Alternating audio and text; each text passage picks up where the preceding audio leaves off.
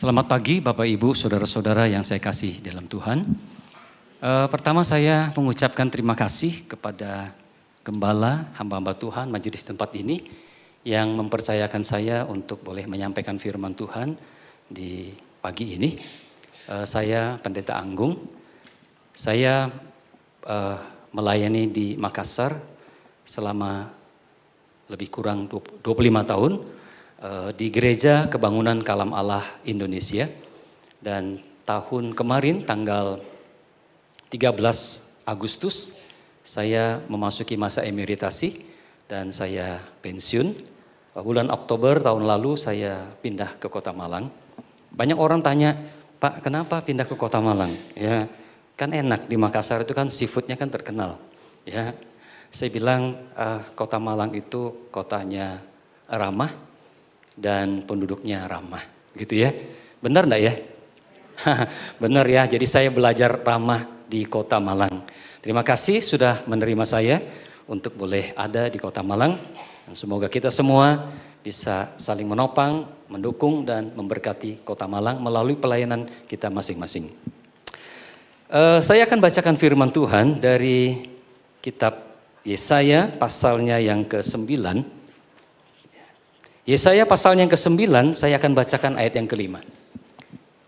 Demikian bunyi firman Tuhan, sebab seorang anak telah lahir untuk kita, seorang putra telah diberikan untuk kita, tampuk pemerintahannya ada di atas bahunya. Dan namanya disebut orang penasehat ajaib, Allah yang perkasa, Raja kekal, Bapa yang kekal dan Raja damai. Saudara, itulah firman Tuhan yang menjadi perenungan kita hari ini, dan tema yang diberikan kepada saya adalah kekuatan di dalam Dia. Bapak Ibu saudara yang kasih dalam Tuhan, bulan Agustus tanggal 7 baru-baru ini saya ditelepon oleh seorang bapak. Dia mengatakan, Pak, terima kasih buat dukungan doanya. Rumah yang saya kontrak selama ini sudah bisa saya beli melalui jalur KPR. Dia sangat senang sekali karena rumah yang dikontrak sekian tahun itu kini bisa dimilikinya. Tanggal 7 Agustus. Saudara, tanggal 14 Agustus istrinya kemudian WA sama saya. Dia menyebutkan, Pak, lalu dia sebutkan nama suaminya. Langsung dengan gambar emo orang menangis. Jadi kemudian saya tanya, kenapa? Dia bilang, suami saya pas di tempat kerja, dia tiba-tiba terjatuh, lalu kemudian dibawa ke rumah sakit dan sudah tidak ada. Saudara, dia punya 3 anak, dan anak keempat masih di dalam kandungan. Dan bulan 10 kemarin, anak yang keempat itu lahir. Saudara, lalu kemudian tanggal 13 November, istrinya WA saya. Lalu kemudian, Pak, Bapak baik-baik saja? Karena saya pasang status WA, status yang mencirikan tentang ada pergumulan dan kesusahan. Tapi bukan menunjuk kepada saya hanya ingin menampilkan itu, dan kemudian saya tampilkan juga status WA saya, ada ayat Alkitabnya. Supaya setiap orang yang membacanya, bahwa pergumulan itu ada, tetapi ada firman Tuhan yang menopang dia. Saudara yang dikasih dalam Tuhan, saya bertanya, bagaimana mungkin dia yang mengalami pergumulan dan kesusahan yang begitu besar masih bisa bertanya, Pak, apa kabar? Saudara, kalau saudara mengalami peristiwa seperti itu, ketika saudara tahu ada seorang yang sedang berada dalam penderitaan, mampu enggak kita mengatakan, Bu, apa kabar? Rasanya itu sulit keluar dari mulut kita. Saudara kasih, banyak anak-anak Tuhan kuat menjalani kehidupan mereka yang penuh dengan kesulitan. Banyak sekali orang-orang percaya yang menjalani kehidupan mereka dengan pergumulan demi pergumulan, namun mereka memperoleh kekuatan daripada Tuhan. Saudara, bagaimana? Ketika saudara bergumul, adakah kekuatan yang menopang saudara? Pertanyaan kita adalah, siapakah yang menopang mereka yang berada di dalam kesulitan hidup itu? Firman Tuhan berkata di dalam Mazmur 37 ayat 34, apabila ia jatuh tidaklah sampai tergeletak, sebab Tuhan menopang tangannya. Aminkah saudara dengan firman Tuhan ini? Bahwa tidak sampai tergeletak karena ada tangan Tuhan yang menopang. Bapak Ibu saudara yang kasih dalam Tuhan, Tuhan yang menopang itu siapa? Yesaya 99 ayat 5 berkata, Allah yang perkasa. Atau di dalam bahasa orang-orang Israel, El Gibor. El itu Allah, Gibor itu perkasa. Saudara, kalau begitu siapakah Allah itu? Dengan jelas Alkitab memberikan catatan-catatan firman Tuhan kepada kita. Bahwa El atau Allah itu adalah pencipta. Yesaya 45 ayat 18 berkata, Tuhan yang menciptakan langit, dialah yang membentuk bumi dan menjadikannya. Alkitab juga memberikan catatan kepada kita, Allah itu adalah pemilik semesta. Allah itu adalah Allah yang ada dari kekal ke kekal. Pikirannya tidak terselami, hikmatnya tidak terselidiki. Tidak ada sesuatu yang tidak mungkin bagi dia, karena dia adalah Allah. Dan dia adalah Allah yang menciptakan langit dan bumi. Saudara-saudara yang kasih dalam Tuhan, ketika kita berbicara tentang Allah yang perkasa atau Gibor yang perkasa itu, di dalam catatan-catatan yang lain, ketika kita baca tentang perkasa atau Gibor itu, ada pengertian-pengertian yang lain. Ada juga makna-makna yang lain. Saudara, Gibor boleh berarti seorang pejuang yang perkasa atau seorang pahlawan. Ketika berbicara Allah pencipta alam semesta itu, pemilik semesta itu, yang pikirannya tidak bisa diduga, hikmatnya tidak terselami, dia juga adalah Allah yang perkasa. Dia adalah pahlawan yang gagah perkasa. Saudara, kalau kita membaca di dalam Alkitab, kita menemukan beberapa referensi tentang kata perkasa. Misalnya, bagi orang-orang Filistin, Goliat itu adalah pahlawan yang perkasa. Seorang pemenang, tidak ada tandingannya. Dia bisa mengalahkan apa saja. Itulah sebabnya, maka ketika orang-orang Israel berhadapan dengan dia, orang-orang Israel itu pada lari semua. Karena tidak sanggup melawan dia. Karena memang dia selama ini jadi pemenang. Saudara, di dalam Alkitab juga berkata tentang Nimrod. Alkitab berkata Nimrod orang Gibor atau perkasa. Dia berkuasa. Tentara Yosua, pahlawan yang gagah perkasa. Yang mengiringi Daud adalah pahlawan yang perkasa. Bahkan saudara kalau baca nanti di dalam kitab Gideon, ketika Tuhan menghampiri Gideon, ya dia sudah mengatakan, aku ini kecil, dari suku yang kecil. Tapi Tuhan memberikan dia kekuatan, dia mengatakan, Gideon, engkau adalah pahlawan yang gagah berani. Bertolak belakang dengan apa yang ada di dalam pikiran Gideon. Dia mengatakan, tidak, kau adalah pahlawan yang gagah berani. Itu memakai kata Gibor. Bapak Ibu, saudara-saudara yang kasih dalam Tuhan, kata Gibor di dalam perjanjian lama, sebagian besar dipakai dalam konteks peperangan atau militer. Referensinya di dalam Mazmur 24 ayat 8. Berkata demikian, siapakah itu Raja kemuliaan? Tuhan jaya perkasa, Tuhan perkasa dalam peperangan. Perkasa juga menggunakan kata Gibor. Ya, tapi dalam hal apa? Dalam hal peperangan. Sehingga ketika kita berbicara tentang Allah perkasa atau El Gibor, maka Allah itu adalah Allah yang berperang. Ya. Dan Alkitab memberi catatan kepada kita, Tuhan akan berperang untuk kamu dan kamu diam saja. Kata Keluaran pasal 14. Jadi saudara yang kasih dalam Tuhan, ketika kita berbicara tentang Allah yang perkasa di dalam konteks orang-orang Israel, mereka mempunyai pemahaman bahwa Allah yang perkasa itu adalah Allah yang berperang. Berperang untuk siapa? Berperang untuk umat Allah. Memang itu dibuktikan oleh Allah sendiri. Ketika orang-orang Israel berperang, selalu mendapatkan kemenangan karena Allah yang berperang untuk mereka. Saudara-saudara kasih dalam Tuhan, di dalam Yesaya pasal 9 ayat 5 berkata demikian. Sebab seorang anak telah lahir untuk kita, seorang putra telah diberikan untuk kita, tampuk pemerintahan ada di atas bahunya, Dan namanya disebut orang penasehat ajaib, Allah yang perkasa, Bapa yang kekal, Raja damai. Catatan kita hari ini kita berbicara tentang Allah yang perkasa. Kalau demikian, saudara, sebenarnya Nabi Yesaya ini sedang menubuatkan siapa? Yang dia sebut sebagai Allah yang perkasa itu bernubuat tentang siapa? Mari kita melihat di dalam catatan firman Tuhan yang lain, yaitu dalam kitab Yesaya pasal 7 ayat 14. Berkata demikian, sesungguhnya seorang perempuan muda mengandung dan akan melahirkan seorang anak laki-laki dan ia akan dinamai Immanuel. Yesaya 7 ayat 14. Dan itu digenapi di dalam Matius 1 ayat 23. Berkata demikian, sesungguhnya anak darah itu mengandung dan melahirkan seorang anak laki-laki dan mereka akan menamakan dia Immanuel, yang berarti Allah menyertai kita.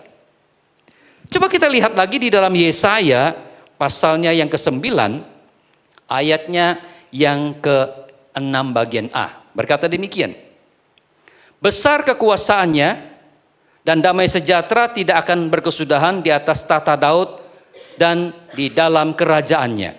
Tadi berbicara tentang suatu sosok yang disebut dengan Immanuel. Tapi di dalam Yesaya pasal 9 ayat 6 bagian A berbicara tentang satu kekuasaan, satu kedudukan, tampuk pemerintah Daud.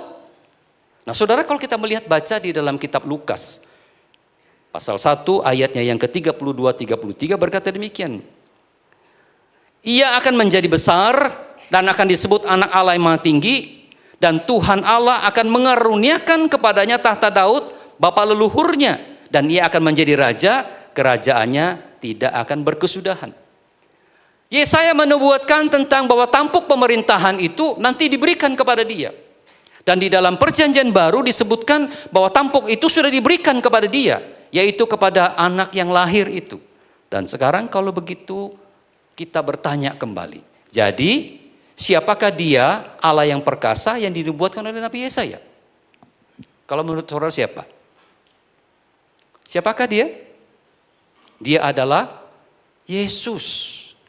Jadi saudara yang kasih dalam Allah yang perkasa yang dinubuatkan oleh Nabi Yesaya itu, dan di dalam perjanjian baru digenapi menunjuk kepada satu pribadi yang jelas dia adalah Immanuel atau Yesus. Saudara, mari sekarang kita coba ngomong sama teman samping kiri kanan kita bahwa Allah yang perkasa itu adalah Yesus. 1, 2, 3. Saudara harus meyakini ini, ya, harus yakin bahwa Allah yang perkasa itu menunjuk kepada Yesus. Alkitab memberitahukan kepada kita, dia akan menyelamatkan umatnya dari dosa. Juru selamat Yesus Kristus Tuhan kita di kota Daud, dia benar-benar juru selamat dunia. Dia Immanuel, Allah yang menyertai kita. Kalau demikian, kalau dia adalah yang perkasa dan dia betul-betul juru selamat, mampu enggak dia melakukannya? Kalau saya tidak mampu, saudara. Karena saya bukan perkasa. Saya juga bukan Allah. Tapi dia adalah Allah yang mampu untuk menyelamatkan manusia. Saudara, kesimpulan kita adalah bahwa Yesus adalah Allah yang perkasa. Dia adalah pejuang yang kuat, pahlawan, sang juara, yang mengalahkan segala sesuatu, yang selalu lebih unggul daripada segala sesuatu. Dia adalah seorang pejuang. Dan dia adalah seorang pejuang yang perkasa, dan dia adalah seorang pahlawan yang perkasa. Saudara, itu kesimpulan kita. Jadi ketika Yesaya berbicara tentang Allah yang perkasa dan kemudian digenapi di dalam perjanjian baru, itu nyata-nyata menunjuk kepada Yesus. Maka saudara yang kasih dalam Tuhan, kita bisa memberikan satu statement atau kesimpulan bahwa Yesus Allah yang perkasa itu, Allah yang maha kuasa itu, dia bertindak untuk kehidupan umat manusia. Dan ada 3 tindakan yang dilakukan oleh Yesus. Yang pertama adalah bahwa Yesus itu berinkarnasi, ya, melalui menginvasi dunia melalui inkarnasi. Saudara perhatikan baik-baik bahwa tindakan invasi atau biasa disebut dengan tindakan militer, suatu negara yang memasuki daerah yang dikuasai oleh suatu negara lain dengan tujuan menguasai daerah tersebut. Jadi Yesus Allah yang perkasa itu yang pertama kita melihat dia invasi ke dalam dunia ini. Yaitu menyerbu ke dalam dunia ini melalui inkarnasi. Yaitu menjadi Allah menjadi manusia. Dan saudara, apa dampak daripada invasi Allah yang menjadi manusia atau tindakan penyerbuan Yesus Allah yang perkasa ke dalam dunia? Saudara, yang pertama adalah dia invasi ke dalam dunia di mana wilayah yang dikuasai oleh kuasa kegelapan. Dia masuk ke sana, ya, yang dikuasai oleh kuasa kegelapan. Kalau kita baca di dalam pasal 9 ayat 1 di dalam Yesaya berkata demikian, bangsa yang berjalan di dalam kegelapan. Bangsa yang berjalan di dalam kegelapan. Kalau kita baca di dalam Matius pasal 6, jika terang yang ada padamu gelap, betapa gelapnya kegelapan itu. Ini memberitahukan kepada kita bahwa dunia ini sudah dikuasai oleh kuasa kegelapan. Dan kalau orang-orang kemudian dia juga dikuasai oleh kuasa kegelapan, maka Alkitab mengatakan betapanya gelapnya kegelapan itu. Jadi tidak ada harapan untuk manusia untuk bisa memulihkan kehidupannya dari kegelapan. Dengan bahasa yang lain itu adalah kerusakan permanen atau kerusakan total. Jadi apapun upaya manusia tidak akan mungkin bisa menyelesaikan persoalan kegelapan yang terjadi di dalam dunia ini dan dia berada di dalam dunia ini. Namun saudara yang kasih dalam Tuhan, satu kabar baik yang diberitahukan kepada kita melalui Yohanes 1 ayatnya yang kelima. Berkata demikian, terang itu bercahaya di dalam kegelapan dan kegelapan itu tidak menguasainya. Yesus datang ke dalam dunia yang gelap itu, membawa terang kehidupan. Dan Alkitab mengatakan sekalipun dunia itu sudah di dalam kegelapan total, kerusakan total, permanen. Tidak ada mungkin bisa diperbaiki. Tetapi kehadiran Yesus itu memberitahukan kepada kita bahwa terangnya tidak dikuasai oleh kegelapan. Kenapa saudara? Karena dia adalah Allah yang perkasa. Tidak mungkin bisa menguasai dia karena dia adalah Allah yang perkasa. Itu kabar baik untuk kita saudara. Yesus datang memberikan terang dan menghalau kegelapan itu. Saudara, yang kedua yaitu Yesus menginvasi ke dalam kehidupan manusia, menyerbu di dalam kehidupan manusia. Manusia seperti apa? Manusia yang menderita. Manusia seperti apa? Manusia yang menderita karena kuasa kegelapan. Manusia yang menderita karena kuasa dosa. Yesus masuk ke dalam kehidupan manusia yang menderita karena kuasa kegelapan, karena dosa dan manusia yang menderita. Saya coba membacakan beberapa ayat ini supaya menjadi inspirasi buat kita. Yang pertama saudara, kita lihat di dalam Yohanes 9 ayat 2 dan 3. Berkata demikian, Rabi, siapakah yang berbuat dosa? Orang ini sendiri atau orang tuanya? Sehingga ia dilahirkan buta? Kata Yesus, bukan dia dan juga bukan orang tuanya. Saudara, banyak orang-orang di dalam perjalanan kehidupannya menderita. Ya, entah itu waktu lahir cacat atau juga mungkin banyak pergumulan-pergumulan yang lain, tapi itu bukan karena kuasa gelap, bukan karena dosa. Tapi banyak juga orang ketika dia menderita, dia selalu bertanya, Tuhan apa salahku? Tuhan apa dosaku? Mengapa aku mengalami ini? Mengapa keluargaku mengalami itu? Apa yang kami buat Tuhan? Bukankah kami adalah orang setia kepadamu, sudah beribadah melayani Engkau, tapi kami mengapa mengalami ini? Saudara, dia menyalahkan dirinya, menghakimi dirinya sebagai orang yang telah melakukan dosa. Tapi saya memberitahukan kepada saudara, tidak semua penderitaan yang dialami oleh anak-anak Tuhan itu karena dosa. Jadi jangan menghakimi diri sendiri, apalagi menghakimi orang lain. Ketika ada saingan kita mengalami sesuatu yang tidak enak, lalu kita mengatakan, itu dosa kamu, dosa. Ya, jangan saudara. Karena tidak semua penderitaan itu karena dosa. Saudara, di dalam Matius 9 ayat 20-22 berkata ini, seorang perempuan yang sudah 12 tahun sakit pendarahan berkata, asalku jamah saja jubahnya aku akan sembuh. Hai anakku, imanmu telah menyelamatkan engkau. Juga bukan karena dosa, bukan karena kuasa gelap. Tapi Allah mengizinkan itu dengan satu tujuan supaya ada maksud Tuhan yang dinyatakan. Ada sesuatu yang ingin tumbuhkan di dalam kehidupannya. Ya, mungkin itu imannya, mungkin itu perhatiannya buat keluarganya.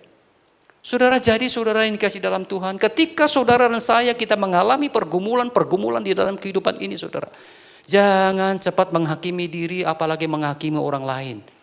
Tapi belajar di sana melihat apa yang Tuhan mau kita belajar. Mungkin saat itu adalah Tuhan mau imanmu bertumbuh. Atau saat itu imanmu menjadi kesaksian buat orang lain. Terimalah itu dengan sebuah hati yang lapang dan sukacita. Saudara, kita melihat dua. Yang kedua adalah melihat bagaimana penderitaan karena kuasa gelap. Jadi ada orang yang menderita memang karena kuasa gelap. Alkitab memberitahukan kita begini. Dan ketika anak itu mendekati Yesus, setan itu membantingkannya ke tanah dan mengguncang-guncangnya. Tetapi Yesus menegur roh jahat itu dengan keras. Jadi anak ini dirasuk oleh kuasa kegelapan dan membuat dia menderita. Ya, Alkitab mencatat mulutnya berbusa. Kerap kali dia harus dibawa hampir ke dekat api. Ya. Saudara, kemarin sore kira-kira 5:30, sepupu satu kali saya telepon. Dia bilang, "Kok, selamat malam." Oh, ini belum malam, saya bilang. Ini masih sore. Ternyata di Manokwari. Jadi ada selisih jam. Jadi sudah gelap. Memang saya lihat sudah gelap. Dia bilang begini tuh, ipar saya ini loh kok, ya, kerasukan setan. Lalu kemudian tolong ya saya bukakan videonya. Langsung kemudian dia buka videonya. Dia kasih lihat itu anak gadis kira-kira mungkin belasan tahun. Oh, diguncang-guncang, ya, dipegang beberapa orang.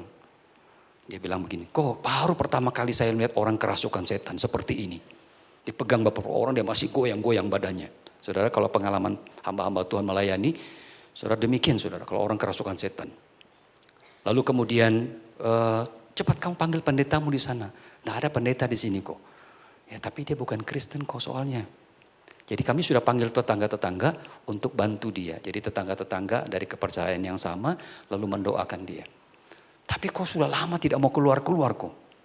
Lalu kemudian saya bilang begini, kau bawa handphonemu keluar. Ya, jadi keluar dari rumah itu agak jauh karena lingkungannya bukan Kristen, agak jauh. Mari saya berdoa bersama-sama. Lalu saya berdoa bersama-sama di sana untuk orang yang kerasukan setan. Jadi saudara yang kasih dalam Tuhan, kerasukan setan, kerasukan kuasa gelap itu nyata saudara. Bukan tidak ada, ada. Dan catatan Alkitab memberitahukan kepada kita, banyak orang-orang menderita karena kuasa kegelapan. Ya, banyak orang menderita karena dikirimi kuasa-kuasa kegelapan. Lalu dia bilang sama saya, kok jangan-jangan dia ini disantet orang kok. Karena saya kasih tahu istri saya, ini anak gadis memang cantik. Ya, cantik. Saya bilang cantik ini anak. Mungkin ada orang mau sama dia, tapi dia jual mahal. Lalu dikirimin. Bisa jadi saudara. Jadi saudara, banyak orang-orang menderita karena kuasa kegelapan. Markus 5 ayat 2 dan 8b berkata, baru saja Yesus turun dari perahu, datanglah seorang kerasukan roh jahat dari pekuburan menemui dia. Lalu Yesus mengatakan, hai engkau roh jahat, keluarlah dari orang ini. Ini legion, kurang lebih 6.000 yang masuk ke dalam dia. Kuat sekali, rantai diputuskan dan itu menjadi ketakutan masyarakat di sana. Tapi ketika menghadapi Yesus, saudara, tidak berdaya. Di sini kita melihat bagaimana Yesus juga mengalahkan kuasa-kuasa kegelapan itu sendiri. Kenapa saudara? Karena dia adalah yang perkasa. Ada juga orang yang menderita karena dosa, karena kuasa dosa. Kita baca di dalam Alkitab mengatakan demikian. Di situ ada seorang yang sudah 38 tahun sakit. Engkau telah sembuh, jangan berbuat dosa lagi supaya jangan padamu terjadi yang lebih buruk. Jadi orang ini menderita, Alkitab mengatakan jangan berbuat dosa lagi. Jadi kemungkinan besar orang ini adalah karena hidup di dalam dosa. Ada begitu banyak orang-orang yang menderita bukan karena kuasa kegelapan, tapi karena kuasa dosa atau hidup di dalam dosa. Banyak saudara. Bapak Ibu saudara yang kasih dalam Tuhan, tetapi kita melihat bagaimana Kristus juga bisa menang atas kuasa dosa. Lalu kata Yesus, aku pun tidak menghukum engkau, pergilah jangan berbuat dosa lagi mulai sekarang. Dia memberitahukan perempuan yang kedapatan berzina. Menderita karena berbuat dosa. Ini mengingatkan kembali kepada kita saudara-saudara sebagai orang-orang yang telah menikmati anugerah Tuhan. Jangan kita bermain-main dengan kuasa kegelapan yang bisa mendatangkan kita menderita. Terlebih jangan bermain-main dengan dosa yang bisa membuat kita menderita. Bisa membuat keluarga kita menderita, membuat seisi keluarga kita menderita. Karena kita bermain-main dengan dosa. Tetapi kabar baiknya adalah saudara bahwa Yesus telah mengalahkan kuasa itu. Yesus telah mengalahkan penderitaan itu karena dia adalah Allah El Gibor, Allah yang perkasa. Bapak, Ibu, Saudara kasih dalam Tuhan. Dan yang ketiga, Yesus bukannya menginvasi dunia. Bukan saja menginvasi dunia yang dikuasai kegelapan, tapi juga menginvasi kehidupan manusia yang menderita karena kuasa kegelapan dan kuasa dosa. Tapi yang ketiga adalah Yesus juga menginvasi ke iblis atau setan. Saudara, di dalam kitab Keluaran Kejadian 1 ayat 15 bagian B, keturunanmu akan menemukan kepalamu. Saudara, ini nubuatan ketika Adam dan Hawa jatuh di dalam dosa. Allah datang kepada Adam dan Hawa dan mengatakan kepada iblis yang berupa ular itu, bahwa nanti keturunannya ini akan meremukkan kepalamu. Sudah dinubuatkan. Nah, Matius pasal 4 ayat 10, Yesus berkata, "Enyalah iblis." 1 Yohanes 3 ayat 8b, anak Allah menyatakan dirinya supaya ia membinasakan perbuatan-perbuatan iblis. Ibrani 2:14 bagian B, supaya oleh kematiannya ia memusnahkan dia, yaitu iblis yang berkuasa atas maut. Jadi saudara, Allah yang perkasa, El Gibor, Yesus Kristus kita itu, dia juga mengalahkan kuasa daripada iblis sendiri. Dia mengalahkan iblis itu sendiri. Karena dia adalah Allah yang perkasa. Bapak Ibu Saudara, kalau kita membaca kembali di Yesaya pasal 9 ayat 1. Itu sebuah kabar baik di mana nubuatan itu memberitahukan juga tentang kemenangan. Nah, saya akan membacakan ini buat saudara-saudara sekalian. Yesaya 9 ayat 1 sampai yang keempat berkata demikian. Bangsa yang berjalan dalam kegelapan telah melihat terang yang besar. Mereka yang tinggal di negeri kekelaman, atasnya terang telah bersinar. Engkau telah menimbulkan sorak-sorai dan sukacita yang besar. Mereka bersukacita di hadapanmu, seperti sukacita di waktu panen, seperti orang-orang bersorak-sorak di waktu membagi bagian jarahan. Sebab kuk yang menekannya adalah dan gandar di atas bahunya, serta tongkat si penindas telah kau patahkan seperti pada hari kekalahan Midian. Sebab setiap sepatu tentara yang berderap-derap dan setiap jubah yang berlumuran darah akan menjadi umban api. Saudara, ini nubuatan tentang kemenangan. Yesus yang mengalahkan kuasa kegelapan, penderitaan, sukacita yang tadinya dirampas kembali bersukacita seperti waktu panen. Bahkan saudara lihat di sana tentara yang berderap-derap tadi itu, baju yang berlumuran darah, sudah menjadi umban api. Artinya peperangan itu tidak ada lagi karena kemenangan di pihak Kristus. Bapak, Ibu, saudara-saudara yang dikasih dalam Tuhan, ini kabar baik untuk kita. Di tengah-tengah kehidupan manusia yang sudah berada di dalam jalan dunia kegelapan, dikuasai oleh kuasa kegelapan, dikuasai oleh dosa, hidup di dalam penderitaan. Kabar baiknya adalah bahwa Yesus yang dinubuatkan Yesaya itu, Yesus Allah yang perkasa itu, dia memenangkan semua peperangan. Itulah sebabnya saya bilang tadi, bahwa di dalam konteks perjanjian lama, El Gibor itu menunjuk tentang peperangan, dan Yesus melakukan itu buat saudara dan saya. Saudara-saudara yang kasih dalam Tuhan, dalam pikiran banyak orang, Natal adalah peristiwa seorang anak lahir dalam suasana tenang, damai dan indah. Sebagian orang berpikir demikian.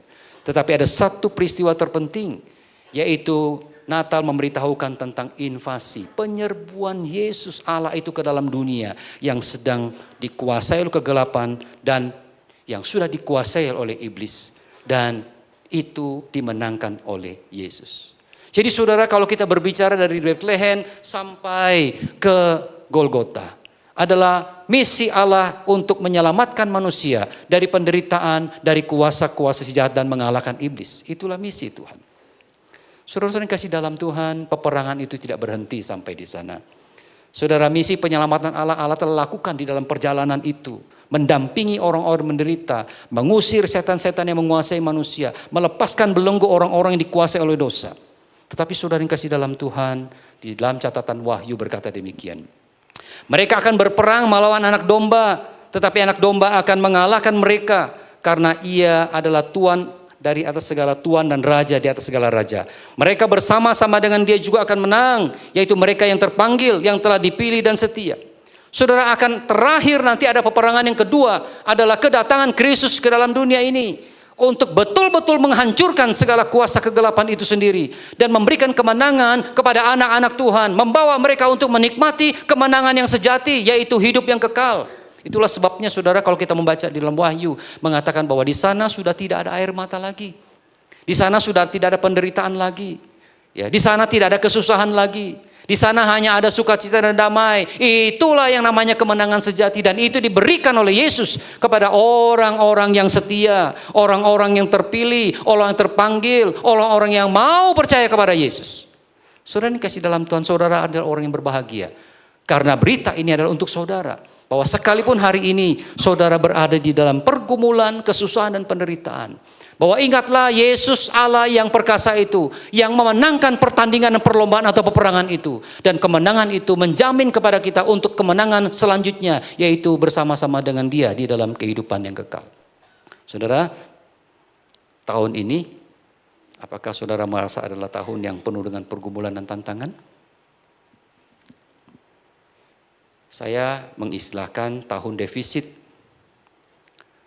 Banyak orang sekarang ini mengatakan, sekarang saya defisit kalori.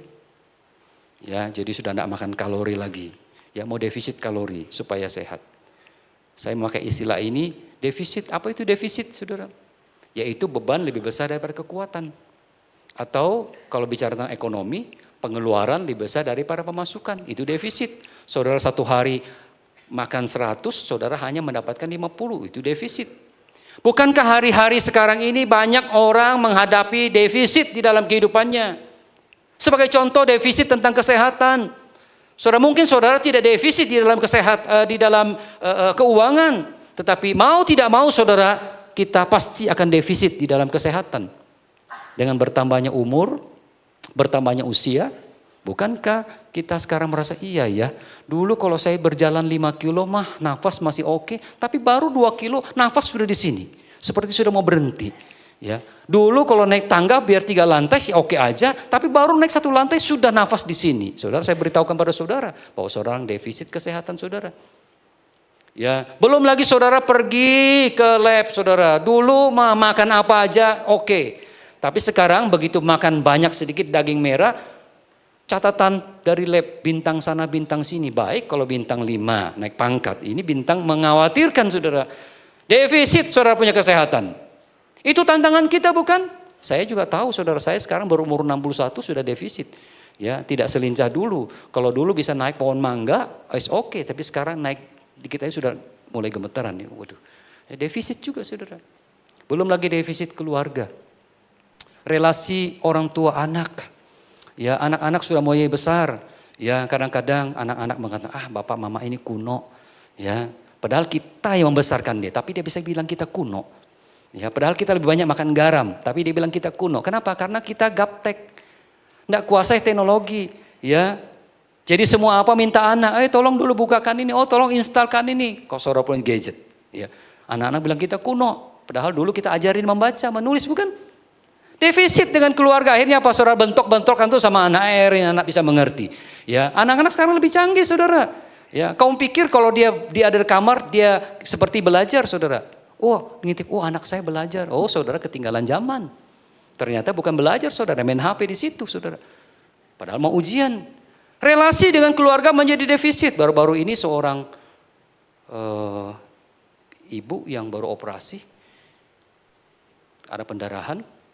Anaknya telepon saya, mama sekarang pendarahan, operasi. Lalu operasi sudah baik. Ya, setelah itu kemudian dibawa pulang ke rumah. Sampai di rumah, 2 hari kemudian dibawa ke rumah sakit karena matanya sudah tinggal menerawang ke atas. Anaknya telepon saya, Pak bagaimana ini Pak, bagaimana ini Pak. Ya, baru saudara bersaudara kurang akur. Mau ambil keputusan bingung saudara. Defisit dalam keluarga. Belum lagi saudara defisit dengan keuangan. Ya, saudara kita tidak tahu tahun depan seperti apa. Mungkin banyak defisit yang kita alami, saudara. Saudara yakin kantong kita masih menghadap ke atas atau sudah turun ke bawah? Bukan karena isinya banyak, karena saudara jahit kantongnya supaya tidak ada isinya. Kita tidak tahu, saudara. Dan ada lagi orang yang defisit kerohanian. Saudara, banyak anak-anak Tuhan sekarang defisit kerohanian. Sudah tidak bisa setia lagi datang kepada Tuhan. Nyaman. Ketika pandemi mereka nyaman ibadah di rumah. Ya, tapi ketika sudah kembali ke sini mereka sudah nyaman. Dulu sering baca Alkitab, sekarang sudah tidak baca lagi Alkitab. Ya, ketika terjadi permasalahan mengatakan, Tuhan, kenapa Engkau tinggalkan saya? Ya, Tuhan, mengapa Engkau buat ini kepada saya? Banyak saudara. Ya, kita tidak tahu tahun ke depan seperti apa. Apakah kita mengalami defisit lagi? Saya juga tidak tahu saudara. Semua itu menjadi sebuah pertanyaan besar.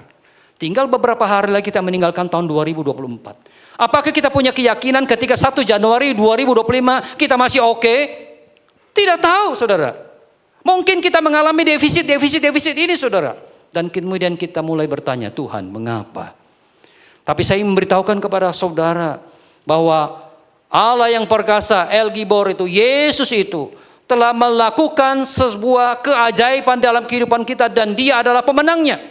Orang-orang yang bersandar dengan dia pasti akan memperoleh kemenangan sekalipun banyak penderitaan yang harus dilewati karena dia adalah pemenang. Itulah sebabnya saya mengingatkan kepada kita semua, jangan tinggalkan Tuhan hanya karena persoalan kecil atau penderitaan kecil. Sebab di balik penderitaan kita ada Allah yang perkasa yang memberikan kemenangan kepada kita. Kekuatan di dalam Yesus Allah yang perkasa. Yesus sanggup menanggung beban kehidupan kita. Karena dia adalah El Gibor, Allah yang menang itu. Bapak Ibu Saudara yang kasih dalam Tuhan, beberapa puluh tahun yang lalu, belasan tahun yang lalu, kami sedang rapat hamba Tuhan. Tiba-tiba ditelepon, dia mengatakan, betulkah ini adiknya Bapak? Dari seorang teman saya. Dia mengatakan, coba lihat, benar ini teman saya. Cepat Pak, ke jalan ini. Lalu kemudian kakaknya langsung bawa motor pergi ke tempat itu. Saudara, ternyata dia menemukan adiknya itu berusia 33 tahun. Dia keluar naik motor, lalu kemudian disenggol motor lain, lalu jatuh ke sebelah luar jalan, sebuah truk besar lindes dia. Dan kepalanya itu seperti batang pisang jadinya. Otaknya terceceran di lantai. Saudara, kami waktu itu tidak bisa berkata apa-apa.